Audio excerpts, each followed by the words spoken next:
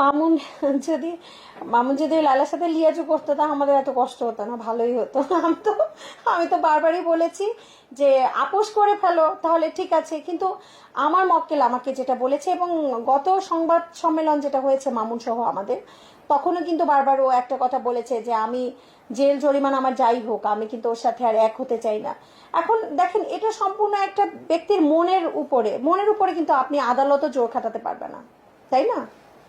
তবে মামলাটি যেহেতু চলমান, মামলা সম্পর্কে এটুকুই বলবো, আমরা একটা সুষ্ঠু তদন্ত রিপোর্ট আশা করছি। তদন্ত রিপোর্ট আসা পর্যন্ত সবাইকে অপেক্ষা করতে হবে আসলে কি হচ্ছে। লায়লা সাথে যদি মামুনের ফ্যামিলি থেকে জামিনের জন্য একটা সমঝোতা হতো, তাহলে তো লায়লা এত আইনজীবীদের নিয়ে এই মামলা জামিন বিরোধিতা করতে যেত না। আমার মনে হয় কথাটা সত্যতা নেই। সত্যি বলতে টিকটক থেকে আমি কখনো কোনো ক্লায়েন্টের নক আমি শুনিনি, কারণ আমি এত ব্যস্ততার মধ্যে থাকি। সত্যি কথা বলতে কি, আন্তরিকভাবে মানুষের জন্য কাজ করি, বুঝতে পেরেছেন তো?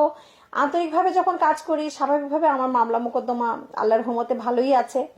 তো আমি যখন কাজ করতে থাকি, তো মানে ওই জায়গাতে আসলে আমি কখন একটু টিকটকে ঢুকে, আমি কখন ফেসবুকিং করি, তখন 12টার পরে, 2টার পরে, রাত 2টার পরে আমি ক্লায়েন্টকে নক করবো? এটা সম্ভব হয়ে ওঠে না আমার জন্য। যদি কেউ আমার কাছে আসতে চায় তাহলে প্রপার ফোরামে আসতে হবে, আমার কোর্টে চেম্বারে আসতে হবে। আমি মূলত বাচিক শিল্পী, তো বাচিক শিল্পীদের কাজ কিন্তু সংবাদ পাঠ, তারপরে এগুলো আমি কিন্তু ভয়েস ওভারে কাজ করি, মানে পর্দার পেছনে, আপনারা ভালো মতোই জানেন। হ্যাঁ, দু একটা ভালো কিছু কাজ করেছি আমি, ওগুলো এখন বলছি না।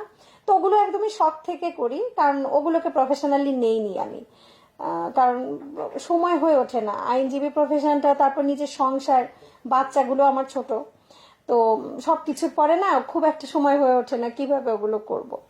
তবে ভালো না না নাটক সিনেমা, তবে আমি ল রিলেটেড যে প্রোগ্রামগুলো আছে আমি ওগুলো সঞ্চালনায় থাকি। আমাদের আইন অঙ্গনে অনেকগুলো হয়, ওগুলোতে আমি সঞ্চালনা করি, কথা বলি। তো আইন আইন অনুষ্ঠান যদি কিছু হয়, ওই ধরনের প্রোগ্রাম আমার বিভিন্ন জায়গায় সেট করাই আছে, ওগুলোতে আপনারা আশা করি আমাকে দেবেন।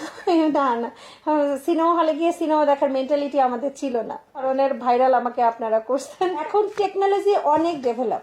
সবচেয়ে বড় কথা হচ্ছে, আগে যেরকম ছিল এখন কিন্তু টেকনোলজি সেই অবস্থানে নাই। এখন প্রত্যেকটা রিক্সাওয়ালার হাতেও যেমন মোবাইল আছে, এবং সেই টেকনোলজি এমন পর্যায়ে চলে গেছে যেখানে আপনি একটা বন্ধ সিম কোথায় আছে সেটাও বের করা সম্ভব।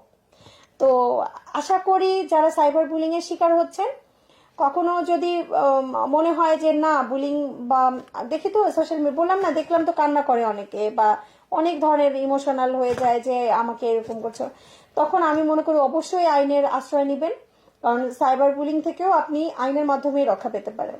সত্যি বলতে শুধু পরিবার থেকে সাইবার বুলিং এর জন্য না, আমার বিয়ে হয়েছে, অনার্স করি আমি তখন ফার্স্ট ইয়ার, তো বিয়ের প্রথম থেকে এই আমাকে অনার্স শেষ করানো, আমার মাস্টার্স করানো, আমাকে আইনজীবী হিসেবে বানানো, এই সব কিছুর পিছনে আমার হাজব্যান্ড, ওনার অনেক ভূমিকা আছে। এই ভূমিকা যদি আমি মানে অস্বীকার করি, এটা আমার পাপ হবে। তো এখন হচ্ছে বড় কথা হচ্ছে, আমি গৃহিণী এবং আল্লাহর রহমতে আমার খুব সুন্দর একটা সংসার আছে। আমি আপনাদের মাধ্যমে সবার কাছে দোয়া চাই, মানে মানে আল্লাহর রস্তে একদম